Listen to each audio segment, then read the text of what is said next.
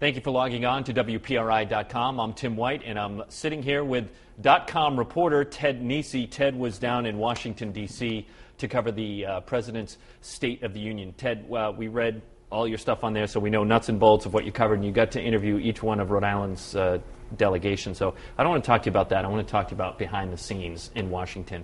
Now, first of all, for the actual State of the Union, were you inside the House chambers? I was up. If you think of how you see the president, speaking there with the speaker behind him and the vice president, I was with the press, a lot of us, right up there, right above him, almost. So I actually couldn't see the president during the speech, but I was looking out over the crowd in the House chamber. Oh, because you were so on top, literally, of the president that... Right above him, because if you think of the House chamber, which is funny, it's not very big, like PPAC is probably 3 times the size, and you think it's funny to see how small it is in there and all them crammed in. So you've got the balcony all around the side. You'll see like Michelle Obama. We were along that, but above the president. Now, your type of reporting is you're constantly churning out information, but you had a bit of a technical, not issue, I want to say, but you're not allowed to bring in electronics, are you? You're not. Well, you're not allowed to bring in your cell phone, and you're not allowed to bring in any, like an iPod, an iPad, nothing like that. So a quill? So yeah, that's what I was thinking, a little feather thing or something. But they actually you can bring in your laptop. But because I was one of the more junior members of the press corps there, I didn't have a perch to put it on. So I was pen and padding it, but I was coming in and out to like tweet things and stuff. More of a philosophical question here. Why would you go? I mean, listen, you can cover it from the comfort of your living room, watching it on CNN. So why would you want to be down in Washington, D.C. for this? Would you say no? No, absolutely not. I think it's certainly, there were not a lot of local television reporters, not only from Rhode Island, but from anywhere coming down. And I think, I had the opportunity because someone I know down there said to me, I think you might be able to get a credential. Would you be interested? And I talked to our bosses here who were good enough to say, yeah, we think that would be great. I think seeing something like this in person, it has a big change in perspective. I mean, you and I cover politics a lot. We cover our delegation. We see them when they're up here. But seeing the 4 of them in their offices, watching how the House chamber works. I watched Sheldon Whitehouse give a speech in the Senate chamber to pretty much nobody, because that's what happens all day. I mean, we all know it. They give it to C-SPAN, basically. C-SPAN has a tight shot on Sheldon Whitehouse. You don't realize that it's crickets everywhere else. No one around him. Before we get to the delegation, you had the bird's eye view of everyone watching. Look, I watched the speech, obviously. It was a little over an hour, yeah. I think. Anyone nodding off?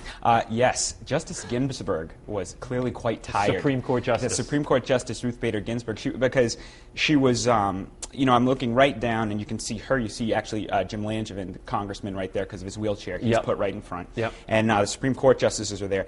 And some people are readers during the speech. You watch them, and they're reading the speech. Sheldon Whitehouse was doing How much that. in advance do you get the... I got it at about 7:15, or excuse me, 8:15. It started at 9.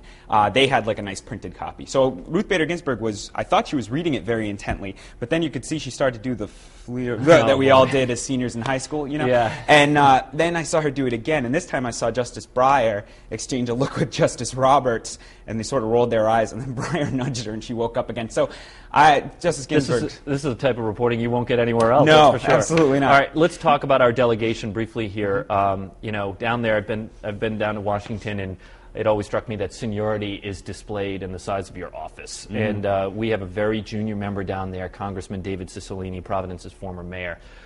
With that metric, his office would be, very, very small. What was it like? His office, actually, it's funny. I saw them all in their offices. Langevin and Cicilline, their offices themselves are about the same size, their personal offices. The difference is Langevin's staff is all in one continuous set of rooms. Cicilline actually has his people are like 2 doors down along with, he's here, there are a couple of them next to him, and then wait a little, and then you get the rest of his staff. So they're not all together.